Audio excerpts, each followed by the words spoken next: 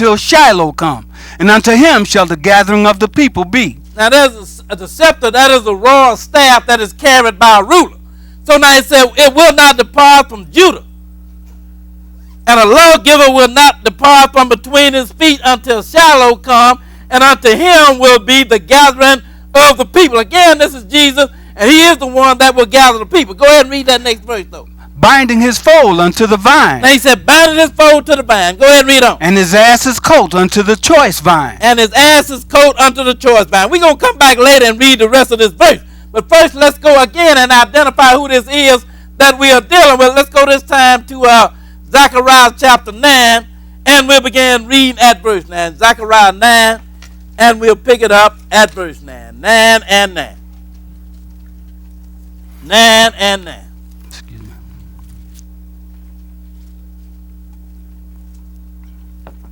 Just want you to understand who this is that's binding his coat to the vine and his ass to the choice vine. Let's start reading at Zechariah chapter 9, and we'll begin at verse 9. 9 and 9. Go ahead and read, bro. Rejoice greatly, O daughter of Zion. Shout, O daughter of Jerusalem. Go ahead. Behold, thy king cometh unto thee. He is just and having salvation, lowly and riding upon an ass, and upon a coat, the foal of an ass. Now this is Jesus at his first coming here. And this is how he had to show up the first time with salvation.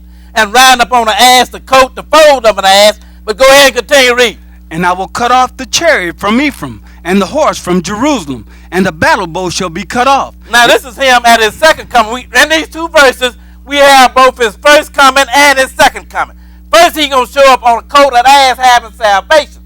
And then he's going to show up as King of Kings and Lord of Lords to set up his kingdom on this earth, where he will have dominion over this entire earth. Go ahead and read some more. And he shall speak peace unto the heathen. Go ahead. And his dominion shall be from sea even to sea. Go ahead. And from the river even to the ends of the earth. See what it says? Dominion going to be from sea to sea and from the river even unto the ends of the earth. But he didn't come to do that the first time. He came the first time to show up lowly and having salvation and riding up on an ass, the coat, the fold of an ass. But go ahead and read that next verse as well. As for thee also, by the blood of thy covenant. That's talking about the blood of the covenant. When did he shed the blood of the covenant?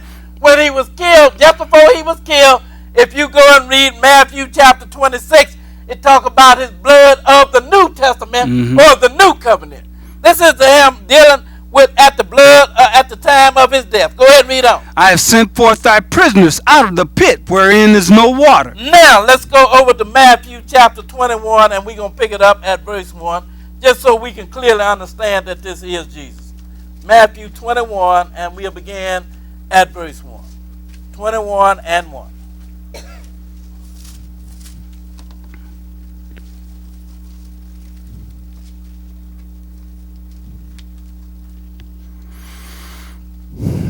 And 1.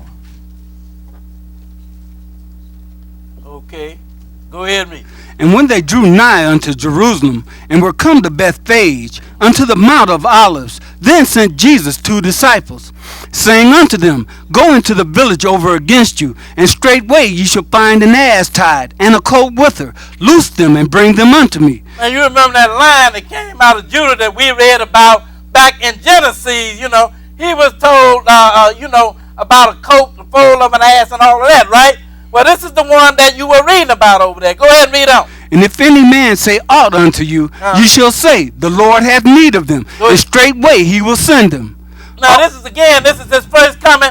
And as I said earlier, when you were reading over there in Genesis, you were dealing with both his first coming and you were dealing with his second coming as well. Same thing in Zechariah. You dealt with his first coming and you dealt with his second coming.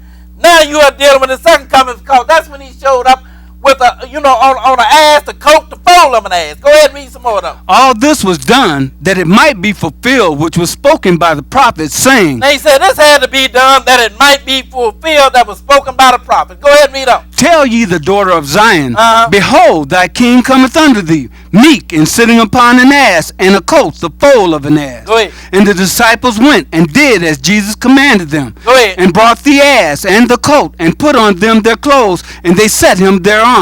And a very great multitude spread their garments in the way.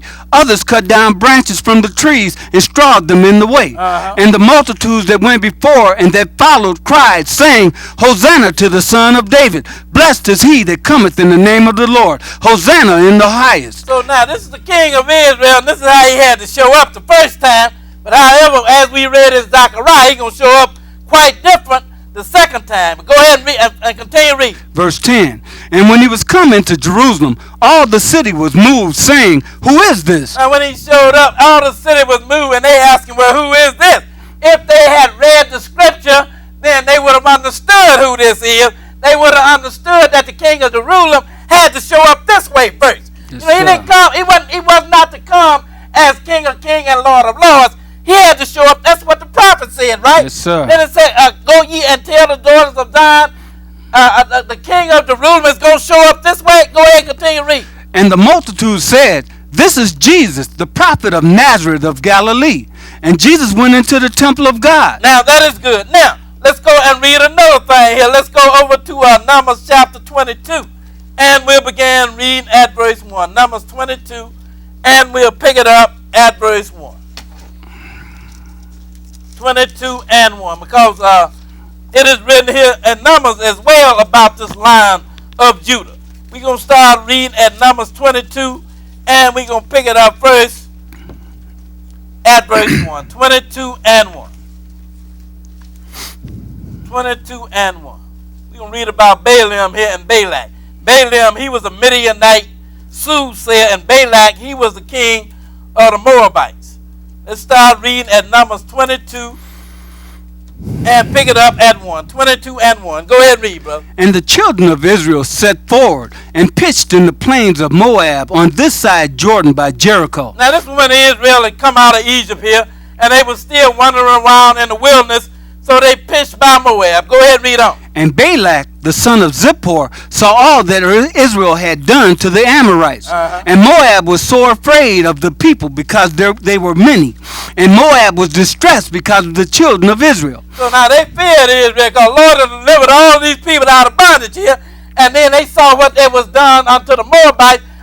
Rather to the Ammonites. Now they fearing what Moab is now. They are fearing. Go ahead and read on. And Moab said unto the elders of Midian, Now shall this company lick up all that are round about us, as the ox licketh up the grass of the So field. they were scared. They said, now all these people that the Lord done delivered out of Egypt, they're going to lick up all these people like the ox licketh up the grass. Go ahead and read on. And Balak, the son of Zippor, was king of the Moabites at that time.